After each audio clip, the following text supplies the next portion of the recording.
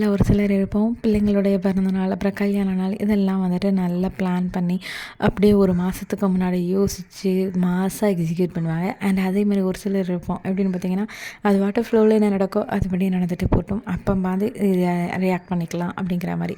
நான் அதில் 2வது ரகம். ஸோ வந்துட்டு இது என்னுடைய கல்யாணத்து நாள் அன்னைக்கு எடுத்தது தான்.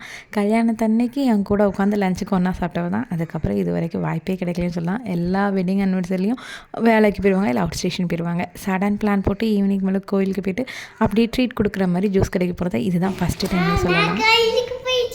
சாமி கும்பிட்டியா? சாமி என்ன தந்தாங்க? ஹாப்பி பர்த்டே உனக்கு சொன்னாங்களா? நாள்லேருந்து அப்படியே 3வது நாள் பாப்பாவுக்கு வந்து பர்த்டே வந்துடும் எவ்ரி இயர். ஸோ இந்த ஃபஸ்ட்டு ஃபோட்டோ வந்ததில் அதுதான் வந்துட்டு அவளுடைய பர்த்டே ட்ரெஸ்ஸு. இந்த ட்ரெஸ் வந்து என்னதுன்னா அவங்க சித்தப்பா ஃபஸ்ட்டு பர்த்டேக்கு எடுத்துக்கிட்டது தான்.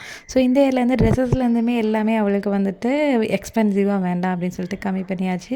கேக் கட் பண்ணிவிட்டு அப்படியே கேக்கை ஃபுல்லாக நெய்பர்ஸ்க்கு கொடுத்தாச்சு. அவளோட பர்த்டேக்கு என்ன கிஃப்ட் பண்ணியிருந்தோங்க அதை அப்கமிங் வீடியோவில் உங்கள் கூட ஷேர் பண்ணுறேன். பாய்.